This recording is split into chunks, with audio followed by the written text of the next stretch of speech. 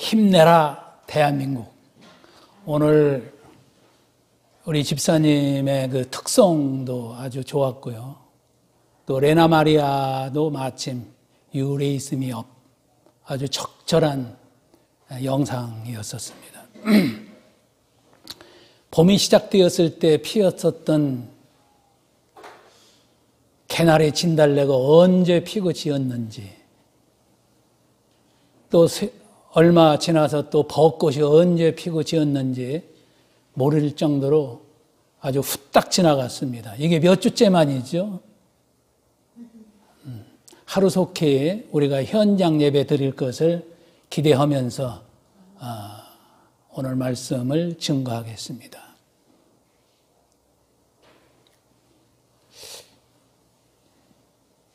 이 믿으면 영광을 보리라. 이 단어는, 이 말씀은 아주 간단하고 단순한 것 같지만은 우리가 헤아려 보면은 아주 깊은 의미가 있습니다. 본문을 들어가기 전에 우리 장로님께서도 기도 중에 나왔습니다만, 그 우한의 그 환한 시장에 단 한 마리의 그 박쥐에 기생했었던 그 코로나 바이러스가 이렇게 온 세계를 휘저을 줄을 누가 알았겠습니까? 아무튼 이렇게 아주 미생물이지만은 이 미생물이 지금 선진국가도 꼼짝 못할 정도로 많은 사상자를 내게 하는 이 엄중한 이 전염병 사태가 바로 이 시대에만이 주는 우리 하나님의 엄중한 경고의 메시지인가? 그렇지 않다고 봅니다. 이것은 하나의 예고편에 지나지 않을 것 같습니다. 지금 많은 전문가들이 예측하듯이 금년 겨울에는 더 무서운 슈퍼 바이러스가 침입할지도 모른다고 하는 그 경고의 소리도 있습니다. 그러면 이게 이 전염병뿐만이 아니고 우리 인류를 괴롭히고 어쩌면은 멸망에 이를 수도 있는 세 가지 큰 그 위험성이 도사리고 있습니다. 여러분들도 잘 아시다시피 가끔 이렇게 기후가 가서 어떻게 될까 하는 불안감도 있습니다만, 이 급격한 기후 변화가 첫 번째 우리 인류에게 주는 도전입니다. 두 번째는 또 핵 위협으로부터 벗어날 수가 없습니다. 지금 이 지구촌에 그 소위 핵 강국이라는 나라들이 보유하고 있는 핵만 해도 3만 7천 개가 된다고 하는데, 이거의 100분의 1만 터뜨려도 이 지구가 박살이 난다고 합니다. 그런데 우리가 지금 북에 그 핵의 위협을 이고 살고 있는 이 엄중한 현실도 우리 대한민국에 주는 메시지가 있는 것 같습니다. 그리고 세 번째가 바로 이 팬데믹, 이 전염병입니다. 이 세 가지가 우리 인류를 위협하는 아주 중대한 사건이라고 합니다. 그러면 이것이 우리 성경을 한번 살펴보면 에스겔 선지자가 이미 경고한 바가 있습니다. 너희들 이렇게 하나님 앞에 불순종하게 되면 언젠가는 네 가지 재앙이 낮이고 밤이고 급습을 할 것이다. 그것의 첫 번째가 칼이라는 전쟁을 상징하는 겁니다. 전쟁을 통하여, 그리고 무서운 짐승을 통하여.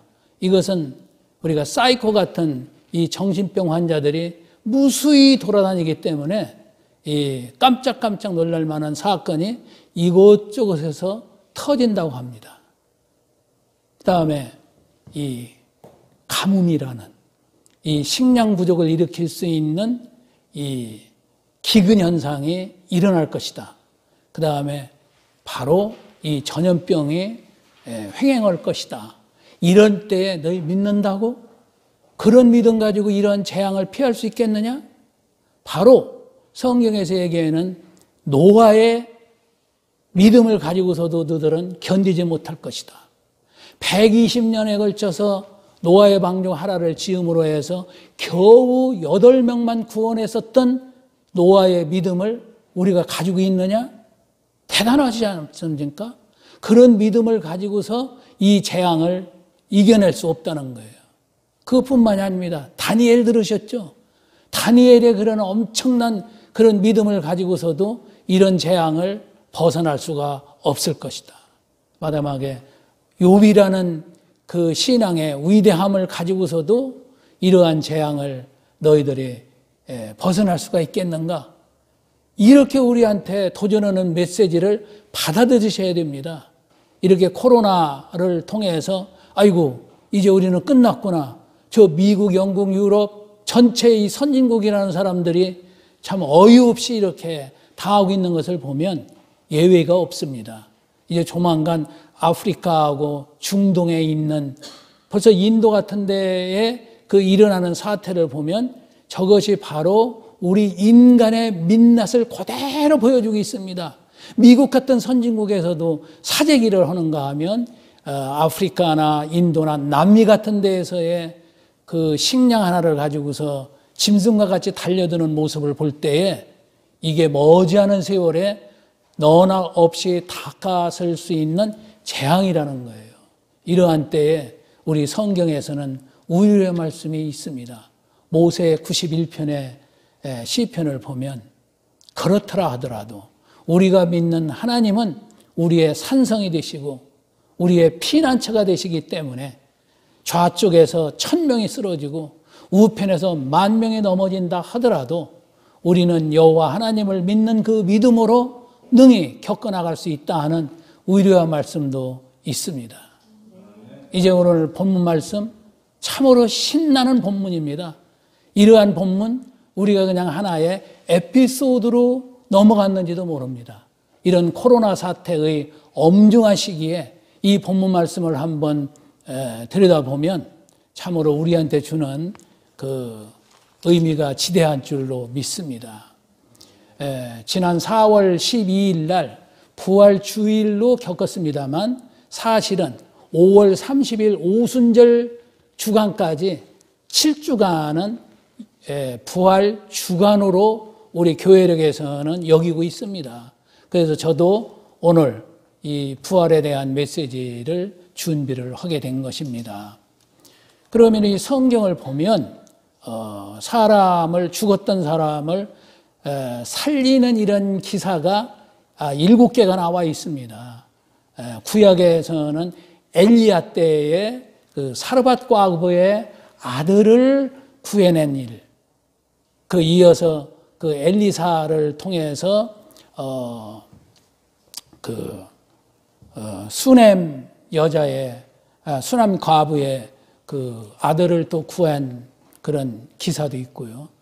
이제 그 예수님도 2건이 있습니다. 하나는 나인성 과부의 아들을 살리신 일, 그 다음에 그 가버나움에 그 제사장으로 있었던 야이로의 딸을 그 살려낸 일, 그 다음에 이제 사도 중에 베드로가 이게 이제 특강 시간 같으면 이제 서로 이제 문답식으로 하겠습니다만은 설교 시간이기 때문에 제가 일방적으로 얘기를 하겠습니다.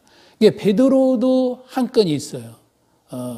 욥바라는 데를 갔는데, 이게 지중해변에 그 욥바라는 데를 갔는데 거기에 있는 여제자, 다비다라는 여제자를 또 살려낸 일도 있고요.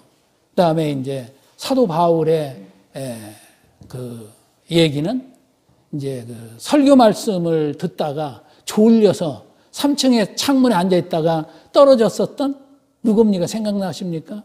유두고라는 사람을 또 살린 일이 있어요.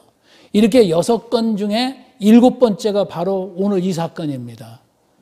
그 6명 중에 오늘 얘기해 있는 이 나사로의 다시 살리심, 이 기사는 너무나 참 우리한테 저는 감동의 얘기가 아닐 수가 없습니다. 그러면 여기 오늘 본문 11장 전체 중에서 우리가 32절에서부터 읽었습니다마는 예수님께서 눈물을 흘리시더라. 이 말씀이 단순한 말씀이 아닙니다. 우리 성경에 많은 구절이 있고 요절이 있습니다마는 예수께서 우시다. 이게 원어로도 딱 두 자고 영어도 두 자고 우리 한글은 좀 깁니다만 예수께서 우셨다. 이거 대단한 의미가 있는 겁니다. 예수님께서 우셨던 것이 우리처럼 장례식 때 슬퍼서 울은 것이냐? 우리가 다 그렇게 생각해 왔고 그렇게 읽어 왔습니다만 이 전체 내용을 보면 요 바로 앞전에 있는 내용이 뭐냐면은 따라왔었던 유대인과 그 가족들, 누이들이 우는 것을 보시고 울었느냐? 자연스럽게 그렇게 봅니다만은 사실은 다 죽은 자인데 이게 나사로가 실제로 죽었지만 나는 살릴 수 있다고 이미 얘기를 했거든요. 25, 26절에 뭐라고 했느냐면 나는 부활이요 생명이니 나를 믿는 자는 어떻게 돼요? 살겠고 무릇 살아서 믿는 자는 영원히 죽지 아니하리라. 네가 믿느냐? 이렇게 예수님이 물었습니다. 이게 물었을 때 이것을 그냥 지나가 빼는 거예요. 사실은 그 뒤에 보면은 마르다가 죽을 때 이제 마지막 때 되면은 다시 살 줄로 저희는 압니다만 이미 무덤에 들어간 지가 나흘이나 돼서 썩은 내가 나는데 이게 예수님의 그런 말씀을 그대로 받아들인 게 아닙니다. 여기 말은 믿는다고 했지만은 사실은 그런 믿음은 아니었었습니다. 우리는 이제 성경을 통해서 여러 가지 증거를 통해서 부활에 대한 확고한 신앙을 가지고 있습니다만 사실은 최근에까지도 이 부활에 대해서 논쟁이 아주 심합니다. 잘 믿는 것 같죠? 영국이라든가 미국이라는 우리 선진 그 신앙인 그리스도 국가에서 부활에 대한 신앙 30%도 안 된다는 이 통계가 나와 있습니다. 이거 대단히 우리한테 주는 도전이 많이 있습니다. 우리나라도 그 영향을 받을 수도 있어요. 요즘에 과학이 발달하고 이성이 발달하다 보니까 있기는 뭐가 있어? 이런 식으로 해서 회의론자가 자꾸 늘어나고 있어요. 그것은 하나의 사파에 지나지 않아. 누가 그 증거 대봐. 이런 식으로 돼 있기 때문에 오늘 제가 제목을 여기 물론 마르다한테 네가 믿으면 하나님의 영광을 보리라 하는 것 중에 압축을 해가지고 믿으면 영광을 보리라 이렇게 제목을 세웠던 겁니다.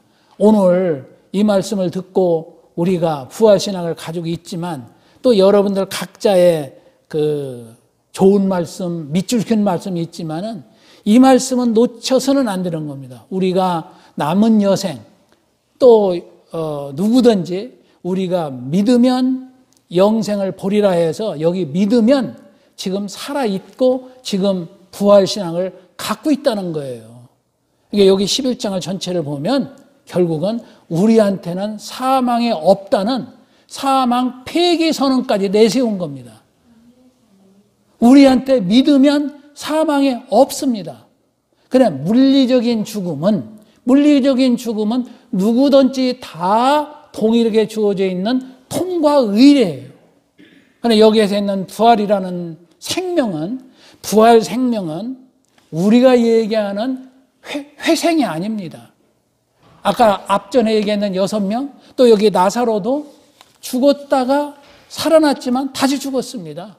이게 예수님이 갖고 있는 그 생명은 부활 생명이에요. 절대적인 생명이고 궁극적인 생명이고 이 생명을 위해서 우리가 신앙생활을 하는 거고 예배를 드리는 겁니다. 그래서 우리가 주일을 만든 것도 바로 이 부활을 기념하기 위해서 만든 건데 1년 365일 52주를 전부 부활주일로 세워야 되는 거예요. 그래서 우리 교회에도 7주나 이거 계속해서 부활에 대한 것을 묵상을 해야 되고, 그래야만이 그 다음에 그 부활을 좀 더 심화시키는 성령 강림주일이 주어진다, 이런 얘기죠. 그러니까 이런 점을 우리가 염두에 두시고, 오늘 본문 말씀 요 짧게 읽었습니다마는 요 본문에서 주는, 우리한테 주는 메시지는 엄청나다는 것을 여러분들이 꼭 믿으시고 이걸 잊어서는 안 될 것입니다.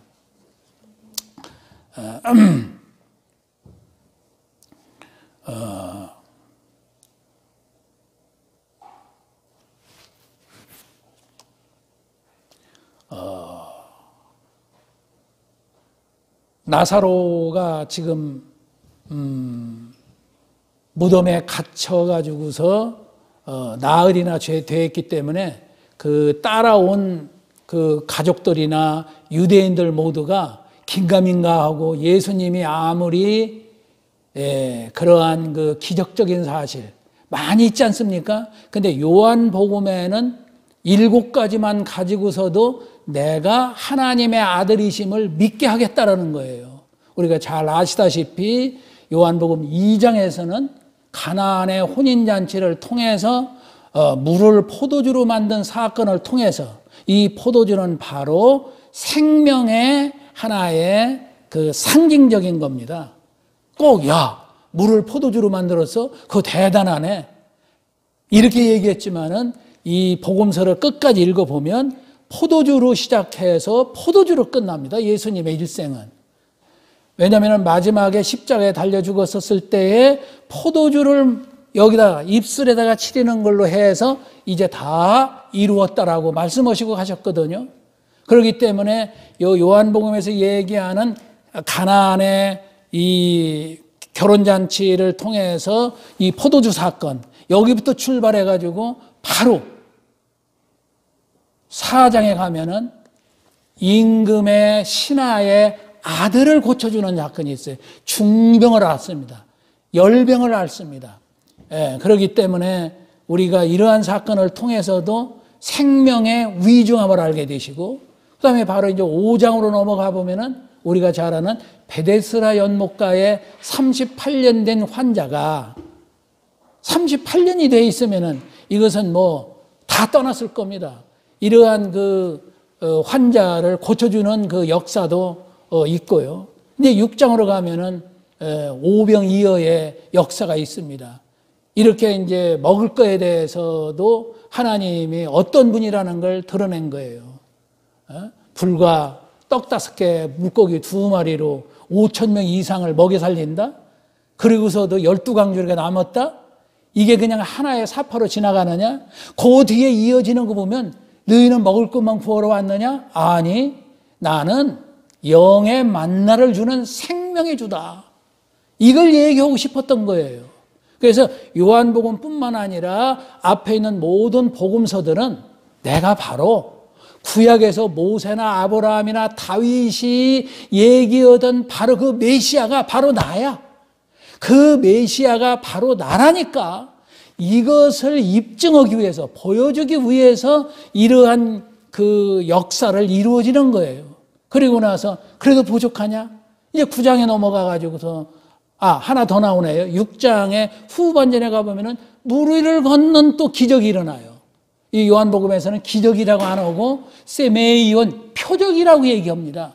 기적이라고 하면 미러클 해가지고서 기적이 일어났네? 기적만 따라붙는 이 기복신앙으로 기록질까 봐서 요한복음은 기적이라는 말 대신에 표적이라는 말을 썼어요. 이런 것을 통해서 내가 말씀의 주다라는 것을 보여주고, 생명의 주고, 나는 영의 주인이고 하나님의 아들이심을 믿게 하기 위해서 하는 것이지, 이것을 하기 위해서는 3년이면 좋거다는 거예요. 3년이면 좋거다는 거예요.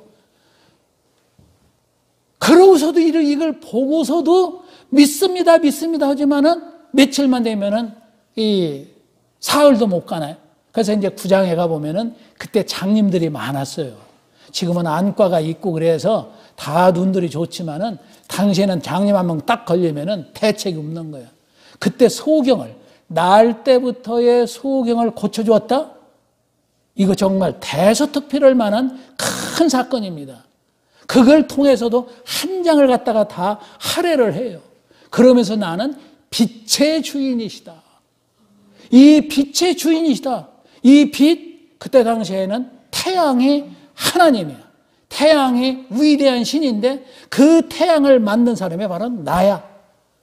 1장 1절이 뭐예요? 태초에 말씀이 계시니라. 이 말씀이 하나님과 함께 계셨고 이 말씀이 바로 하나님이시다. 내가 바로 말씀의 로고스인데 내가 바로 하나님이라니까.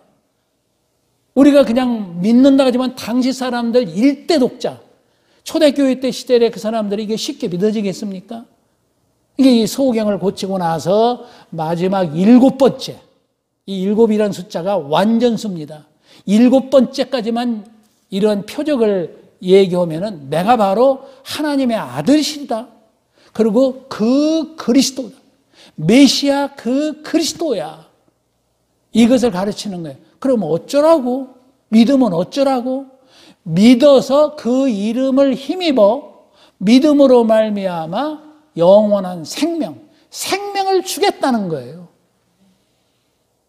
이러한 그 기사를 쓰는데 맨 끝에 보면은 예수의 3년 동안의 행적을 낱낱이 기록해서 남긴다고 하면은 이 지구가 부족할 정도로 많은 책이 필요할 것이다.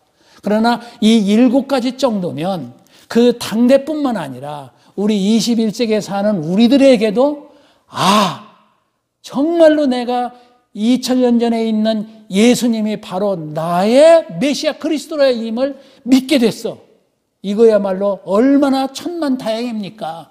그러나 지금도 우리의 일상에 이 코로나 바이러스 때문에 우리 일상의 소중함을 알게 됐었죠. 그러나 일상이 너무나 많아서 걱정해요.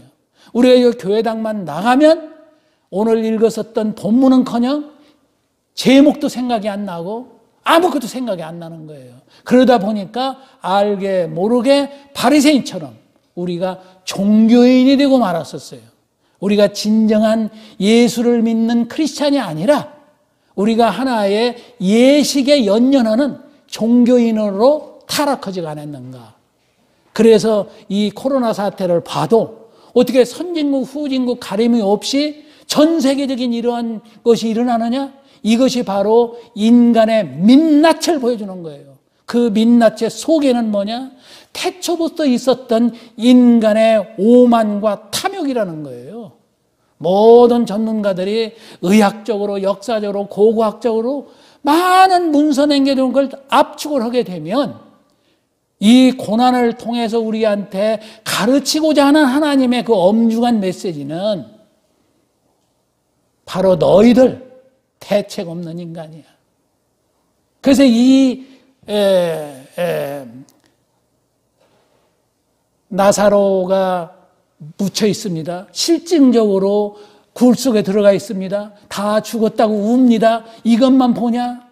그 갇혀있는 돌을 치워라. 우리도 돌로 지금 막아놓게 있는 겁니다.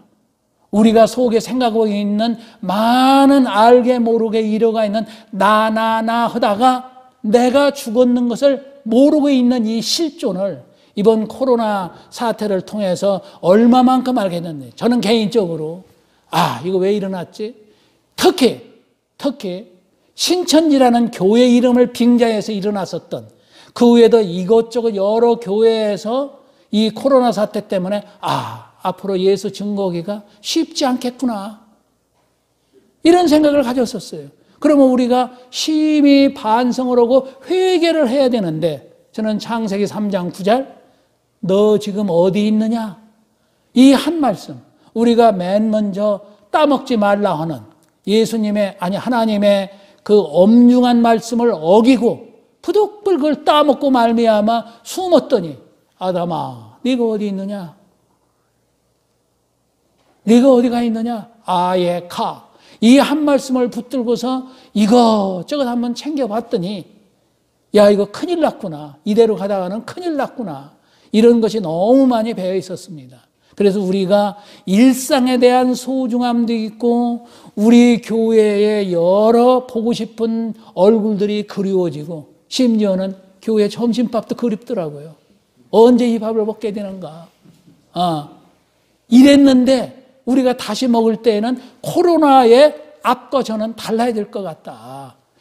BC와 AD가 달라지듯이 코로나라는 이 경계선을 통하고 우리가 달라지지 않으면 올겨울이 빠르면 올겨울, 그렇지 않으면 언젠가는 변종, 지금은 신종 바이러스인데 변종 코로나 바이러스가 100여 종이 되는데 그중에서 지금 6번째까지 안 왔다는 거예요.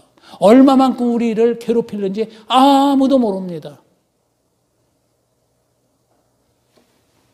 그래서 우리가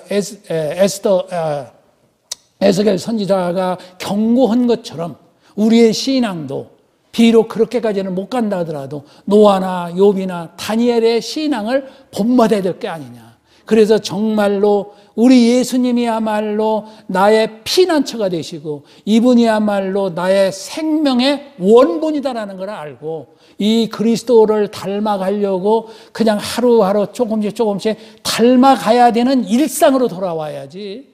우리가 코로나가 있기 이전에 그런 일상을 누린다고 하면 어떤 일이 벌어질지 아무도 모를 것입니다.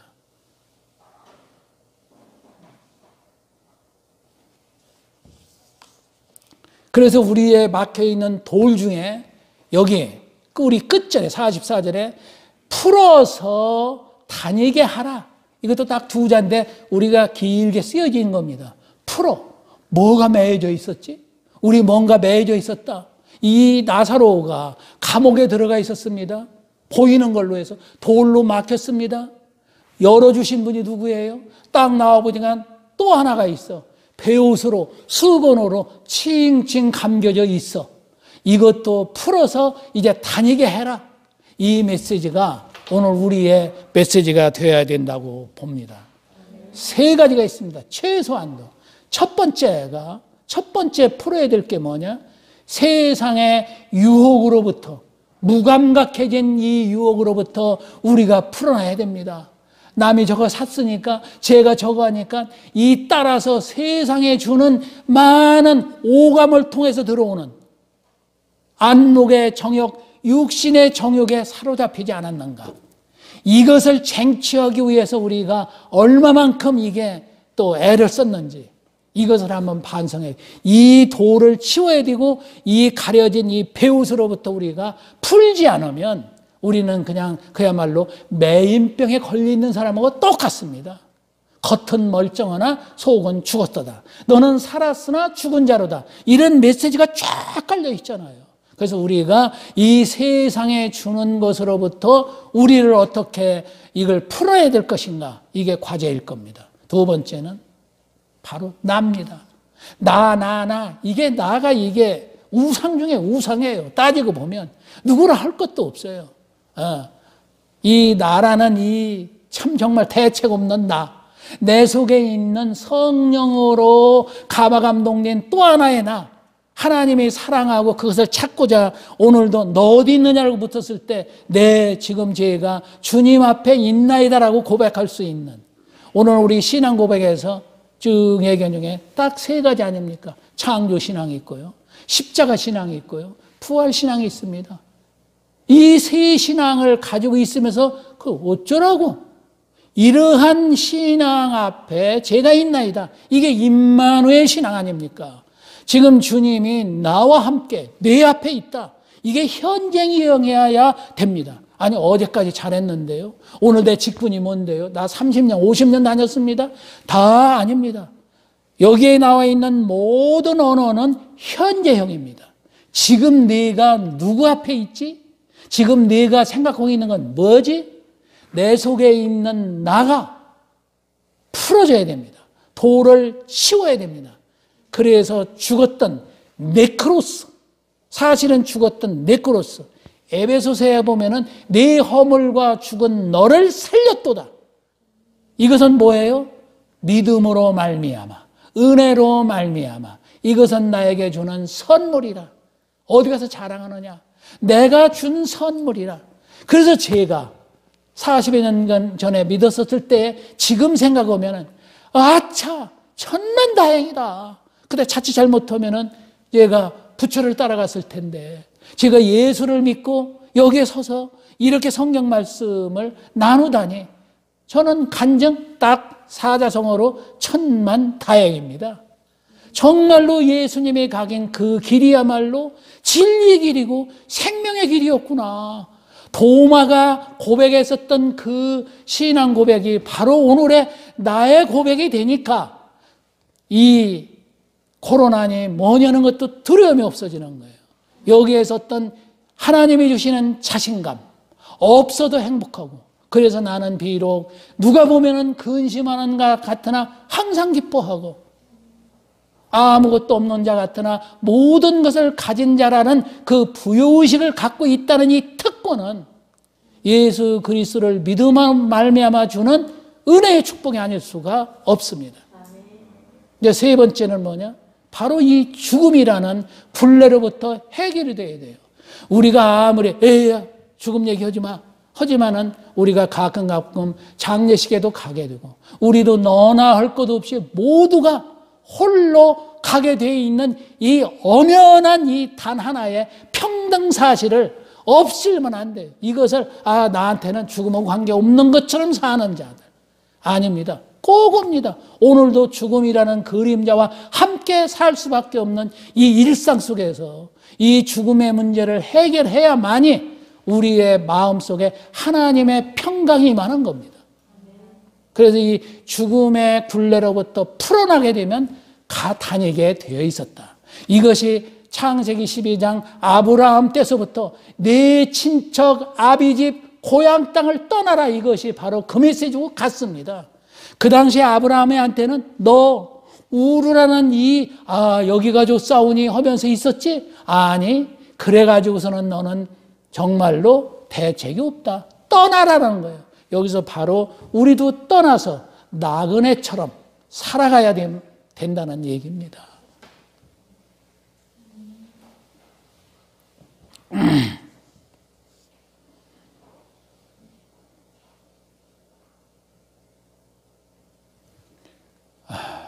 그래서 다시 한번 말씀드리지만 믿으면 영광을 보리라.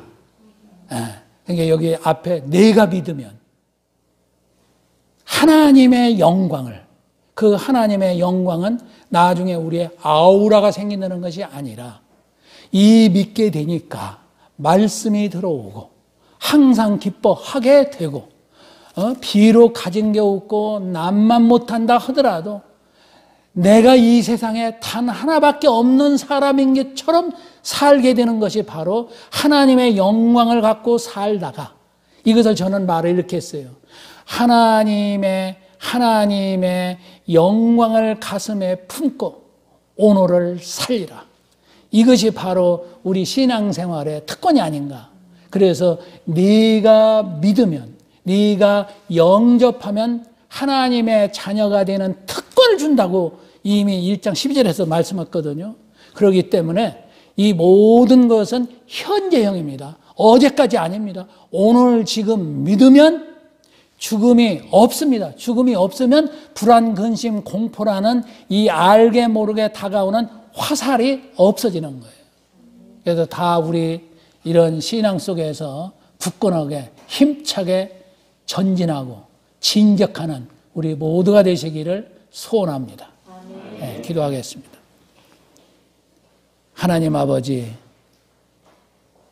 이렇게 영상 예배를 통해서나마 말씀을 서로 나눌 수 있게 해주신 은혜를 감사를 드립니다. 아무쪼록 저희다가 믿는다고 했지만은 무엇을 똑바로 제대로 믿는지 모르고 여기까지 왔습니다. 이 믿음 생활을 다시 한번 되뇌어보고 점검해 볼 수 있는 기회가 은혜인 줄로 믿습니다. 아무쪼록 남 탓하지 말고 내 속에 있는 우상과 같은 나를 버리고 참으로 주님 앞에 반듯하게 설 수 있는 나가 될 수 있도록 역사하시고 도와주시고 동행해 주시고 간섭하여 주시옵소서. 때로는 저희들 우둔하고 어리석어서 곁길로 셀 때가 너무나 많을 줄도 압니다. 그때마다 용서해 주시고 자비와 긍휼을 베풀어 주셔서 주님께서 지금 제가 믿고 있는 예수 그리스도께서 따라오는 그 길이야말로 진리의 길, 생명의 길임을 반드시 믿고 우리의 이웃들에게도 증거할 수 있는 삶 누리게 해 주시옵소서. 그래서 우리 다 이거 봐, 내가 말했잖아, 그렇다고 말했잖아 라는 말을 하늘나라에 이르렀을 때에 꼭 들을 수 있는 저희들 모두가 될 수 있도록 하나하나 붙들어 주시옵소서. 이 시간 특별히 기도하옵기는 우리 윤 권사님을 비롯한 우리 여러 어르신들 이 시간 연약한 가운데 있을 줄 압니다. 아무쪼록 저들을 붙들어 주시고 긍휼을 베풀어 주셔서 우리 다 함께 5월 첫 주에는 밝고 맑은 얼굴로 환한 얼굴로 만날 수 있도록 축복해 주시옵소서. 누구보다도 우리 1년여 동안 평상에서 온갖 어려움을 겪고 있는 김경태 집사님 하나님 아버지 붙들어 주시고 위로해 주시고 벌떡 일어날 수 있는 베데스다의 기적을 이루어질 수는 없는지 저희들 하나님께 다시 한번 빕니다. 아무쪼록 간병한 우리 강 권사님도 도와주시고 위로해 주셔서 좋은 소식 오고 갈 수 있도록 도와주시옵소서. 우리가 주 안에서 기쁨을 누림으로 말미암아 세상의 풍랑이 마음의 풍랑을 찾아들게 해주시고 세상과 나가 온데간데 웃고 우리를 구속한 주만 바라보면서 우리의 간증과 찬송이 우리의 남은 세월이 얼마가 되든지 간에 늘 끊이지 않을 수 있도록 도와주시고 함께하여 주시옵소서. 말씀이신 찬송이신 예수 그리스도의 이름으로 간절히 기도하옵나이다. 아멘.